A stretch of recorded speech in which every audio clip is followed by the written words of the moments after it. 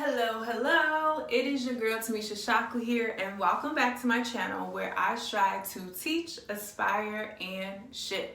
For today's video, I'm going to be hitting you with 3 ways that you can validate the feelings of your children. Again, 3 simple ways, 3 different ways that you can validate the emotions, the feelings of your children. So the first thing that you can do to validate the emotions and feelings of your children is by being present. Being present means so much, you know. Sometimes it's just literally taking 5 minutes out of your day, because I know that we are all busy. We're all being pulled in 1,001 directions.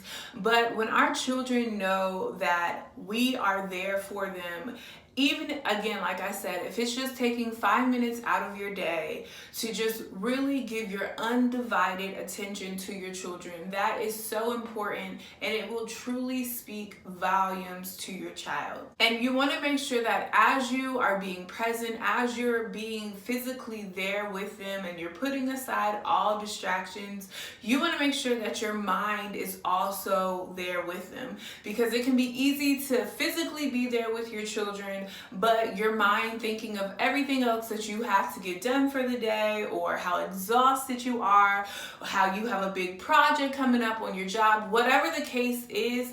Make sure that you are also there mentally with them, and that you're really truly listening to what is on your child's heart, what they may be talking about, what happened throughout their day, whatever the case is. So the first thing to validating your child's feelings is simply being there, both physically, emotionally, and very most importantly, mentally.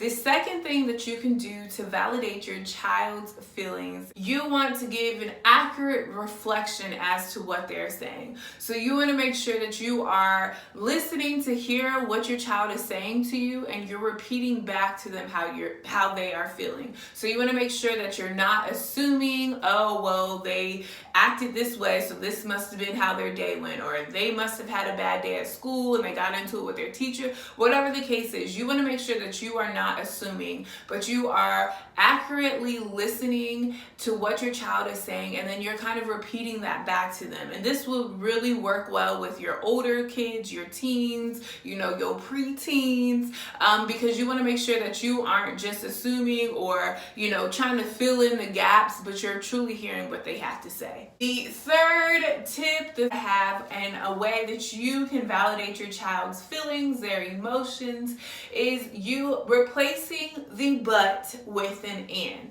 Now, you may think that that sounds very simple or very funny, maybe even, but oftentimes when we say the word but, we know that it kind of cancels out everything that was said before then. So we want to make sure that we're not canceling out how our child is feeling, or when they're taking the time to come to us about something, some emotion they're feeling, or something that they're kind of contemplating or dealing or working through with.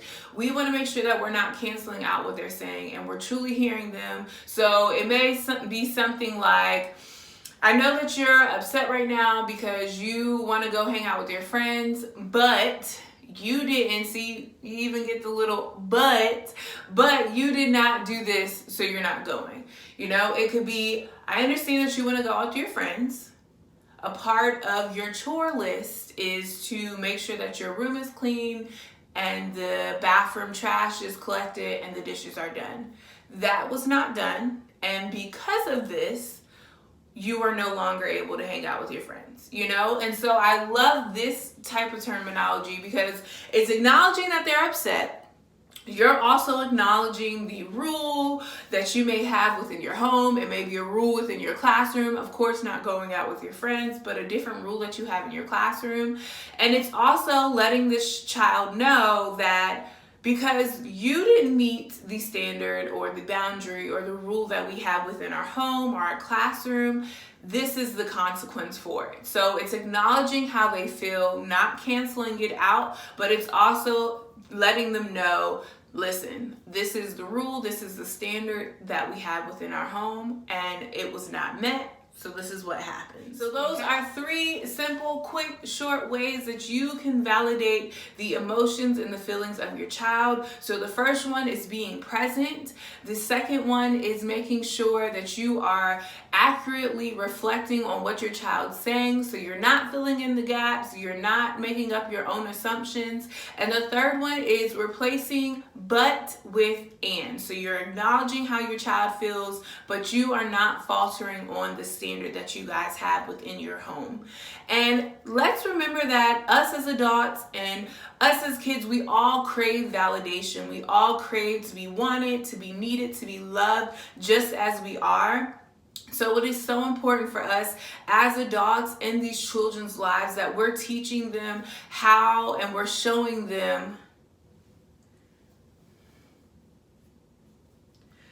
it is so important that we as the teachers and the adults in these children's lives, that we are validating their feelings just as they are, so they don't ever feel like they can't come to us about anything, or they have to come to us in a certain way in order to be received.